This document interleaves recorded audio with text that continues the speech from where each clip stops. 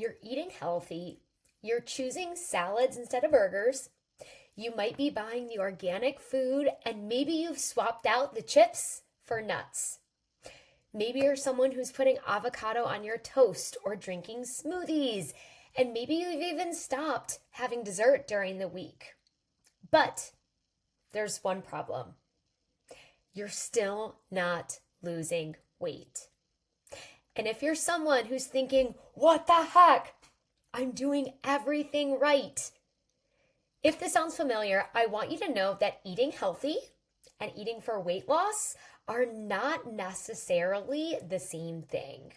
And today, I'm going to walk you through 5 reasons that you might be eating healthy and still not losing weight, and we'll cover what to do instead.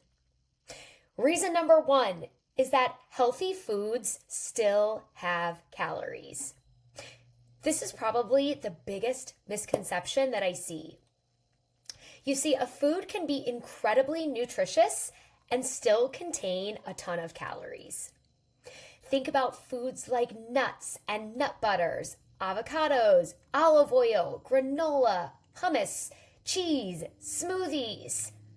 Now, I love all of these foods, and I'm not telling you to stop eating them, but if your goal is weight loss, portions still matter. For example, you might make a beautiful salad with tons of vegetables and lean protein. I love it. But if you're adding avocado, cheese, nuts, dried cranberries, dressing, and a generous pour of olive oil, suddenly your healthy salad could have anywhere from 500 to 1,000 calories or more without you realizing it.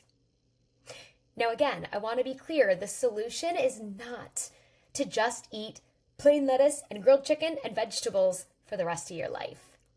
It's simply becoming aware that all foods, healthy and non-nutritious, can be calorie dense. You can absolutely include them. Just pay attention to how often you're eating them and the portion sizes. Reason number 2 that you're eating healthy and not losing weight could be because you're not eating enough protein. This can be a big one, especially for women. If you're someone who eats a diet filled with fruits and vegetables and whole grains, there is a chance you still could be eating a very small amount of protein. And protein is incredibly helpful when you're trying to lose weight because it helps you feel more full and satisfied after your meals. Plus, it also helps you maintain lean muscle while you're losing weight. One simple thing that I encourage my clients to do is to build their meals around a source of protein.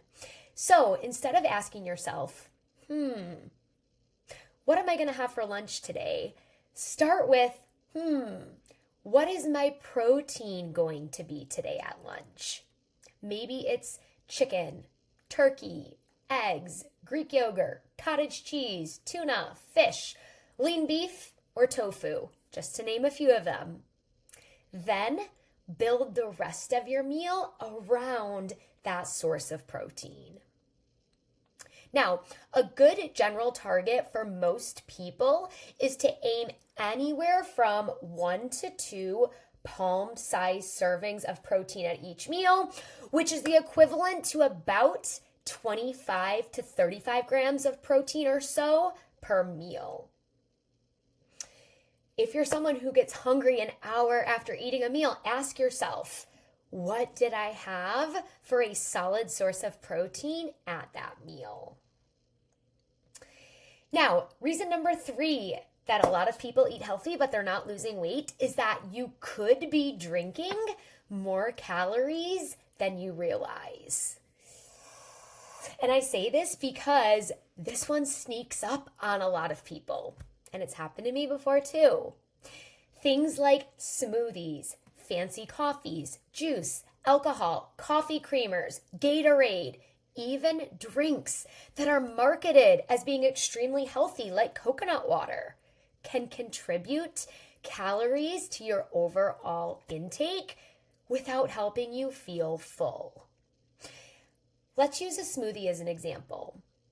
Let's say you add a banana and some peanut butter and oat milk, protein powder, maybe a splash of honey, or a handful of granola. I want to be clear, none of the foods I just mentioned are bad. But if you put them all together, you can easily create a smoothie that is delicious and protein packed, but also high on the side of the calories. And because you're drinking it and not chewing it, you might be ready to eat another meal a few hours later. So if you're someone who has been eating super healthy and your weight still remains stable, I really encourage you, take a look at what you're drinking. Things again like lattes, smoothies, coconut waters can add up quicker than you realize. Reason number 4 is that your weekends are canceling out your weekdays.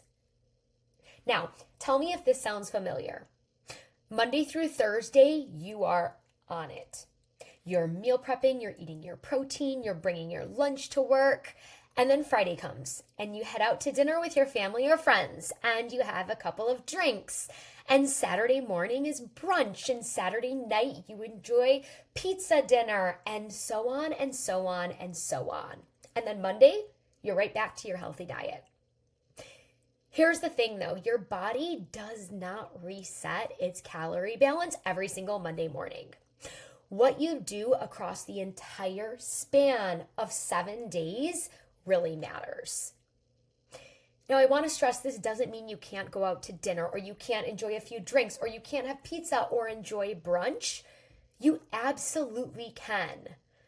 But if you're being overly restrictive during the week and then indulging completely on the weekends, it's going to be very hard to create a calorie deficit and lose weight. So I always like to focus on building habits that you can maintain 7 days a week. Maybe that does look like going out to dinner on Saturday night, but keeping your breakfast and lunch super nutritious and lower calorie that day. Or maybe you decide to enjoy a pizza dinner, but you commit to having one slice of pizza and pair it with a salad that has protein on it. Again, the goal is not perfection, but consistency. And then last but not least, reason number 5 is because you're relying on healthy eating instead of paying attention to how many calories you're consuming overall, big picture.